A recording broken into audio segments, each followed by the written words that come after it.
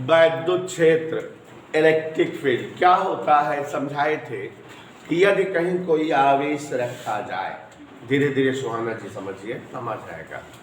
यदि कोई आवेश कहीं रखा जाए तो इस आवेश के चारों ओर का वह क्षेत्र जहाँ तक आवेश का आवेशी प्रभाव बना रहे, महसूस किया जा सके, उसे ही हम उस आवेश का वैद्युत क्षेत्र कहते हैं। एक परिभाषा और जो है डोला बन जाती है कि किसी आवेश के चारों ओर का वह क्षेत्र जहाँ तक किसी दूसरे आवेश पर वैद्युत बल लगे, उस क्षेत्र को भी वैद्युत क्षेत्र कहते हैं। माने अगर ये आवेश यहाँ धर दिए हैं तो इसके चारों ओर जहाँ तक हम कोई दूसरा आवेश लाएं और उस पर विद्युत बल लगने लगे, कूलम बल लगने लगे, तो हम इसे क्या कहेंगे बेटा? वैद्युत क्षेत्र। तो किसी आवेश के चारों ओर का वह क्षेत्र जहाँ तक किसी दूसरे आवेश पर वैद्युत बल लगे, उसे ही हम जो है वैद्युत क्षेत्र कहते हैं। इधर क्लियर? हाँ, तो यहाँ समझ रहे हैं कि वैद्युत क्षेत्र आपको एक्सप्लेन किए थे फिजिक्स में, भौतिक विज्ञान में। वैद्युत क्षेत्र को दो भौतिक राशियों द्वारा व्यक्त किया जाता है या प्रकट किया जाता है। पहली भौतिक राशि होती है वैद्युत क्षेत्र की तीव्रता, intensity of electric field, vector E से प्रकट होती है। तो हम वैद्युत क्षेत्र को वैद्युत क्षेत्र की तीव्रता के पदों में समझाते हैं या व्यक्त करते हैं। और दूसरी क्वांटिटी है वैद्युत विभव, जो अदिश राशि है V से व्यक्त की जाती है। तो हम वैद्युत क्षेत्र को वैद्युत क्षेत्र की तीव्रता वेक्टर E या वैद्युत विभव V के द्वारा प्रकट करेंगे। यह भी समझाए थे सुने सर कि वैद्युत क्षेत्र की तीव्रता का टॉपिक इस लेसन में है और वैद्युत विभव का टॉपिक अगले लेसन में है।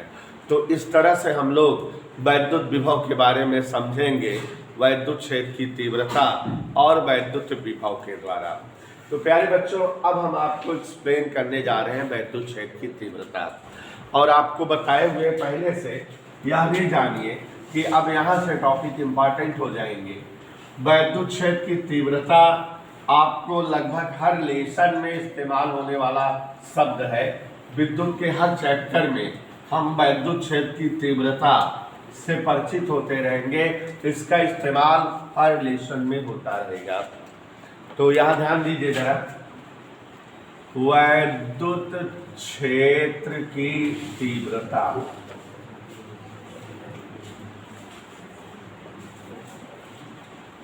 अंग्रेजी इसकी होती है इंटेंसिटी ऑफ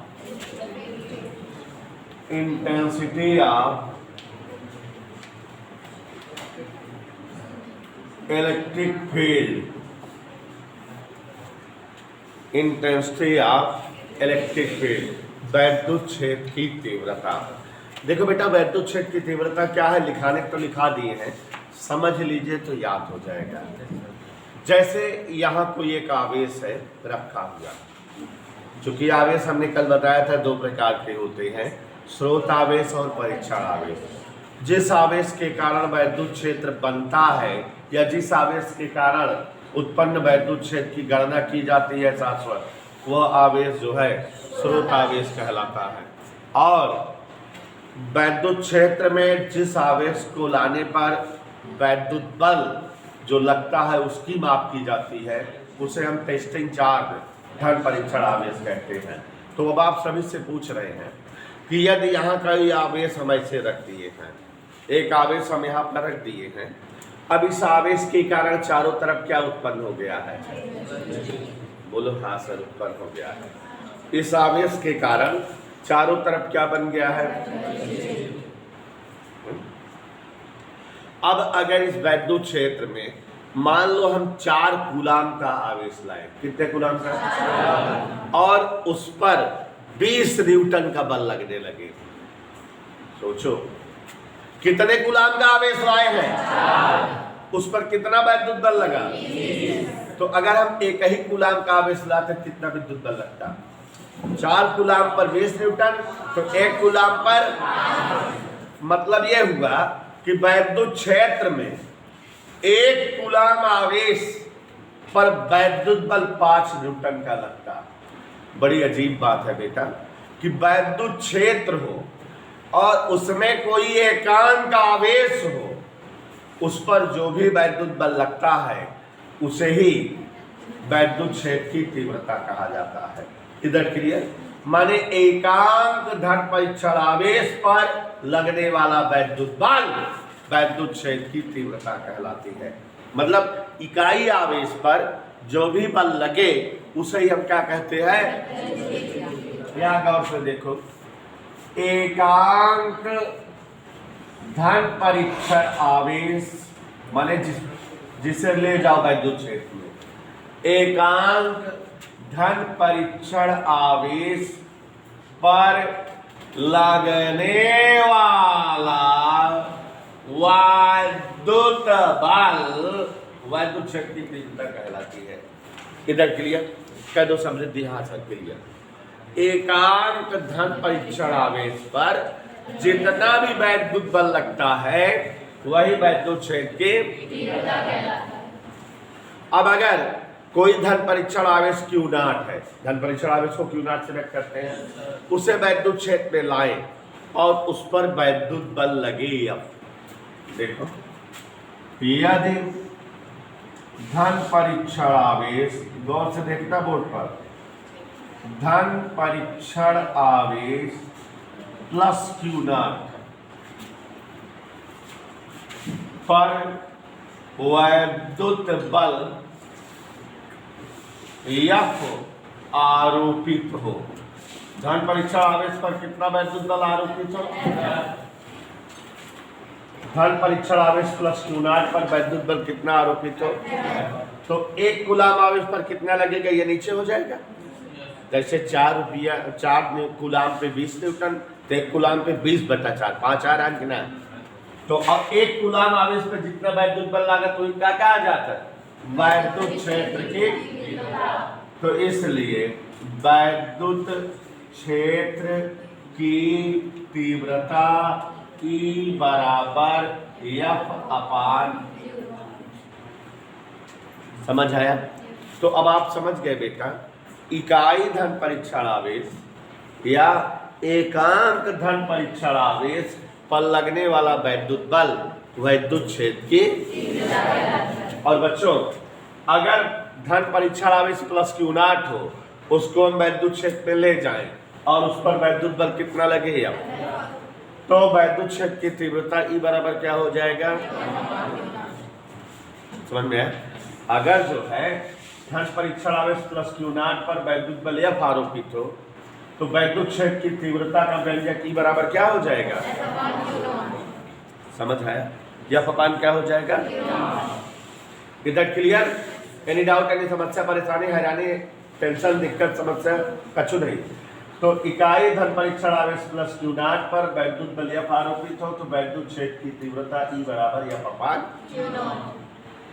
यहां से जो है एक और परिभाषा आप बना सकते हो। कैसे?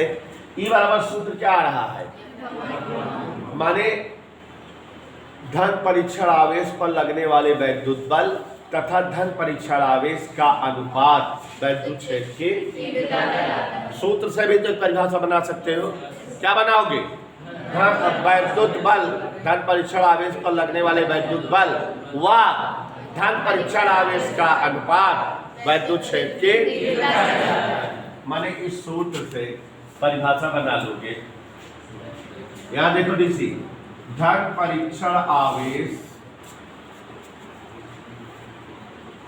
पर लगने वाला वैद्युत बल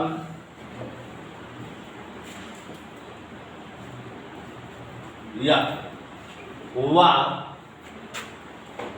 धन परीक्षण आवेश Q0 का अनुपात, अनुपात माने अटा-बटा,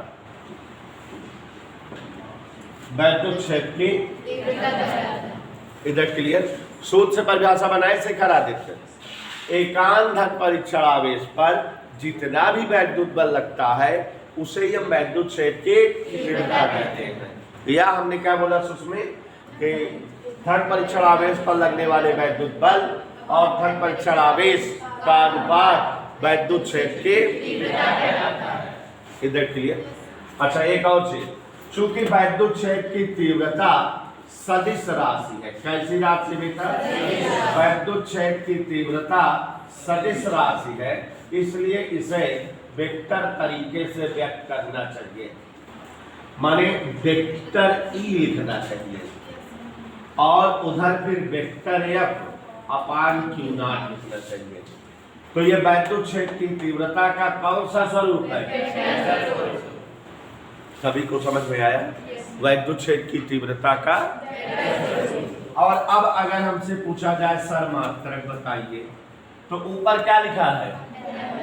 न्यूटन। एफ का मात्रक क्या होगा? नीचे क्या है?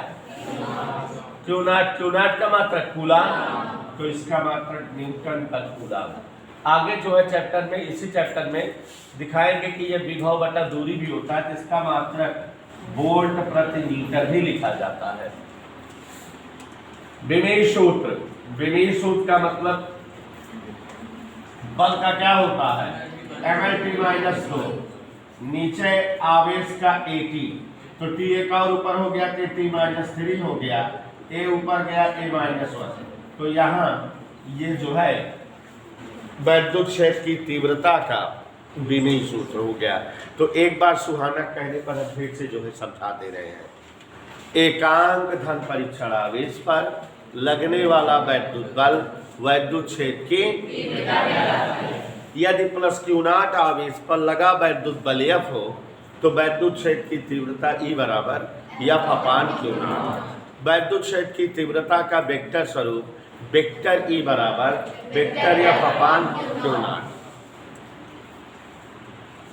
परिभाषा बनती है इसकी एक और, आवेश पर धन परीक्षण आवेश पर लगने वाले वैद्युत बल F तथा धन परीक्षण आवेश क्यू नॉट का अनुपात वैद्युत क्षेत्र की तीव्रता का मात्रक न्यूटन पर कूलाम या वोल्ट प्रति मीटर और विमेय सूत्र mL/-3 A-1 समझ आ गया।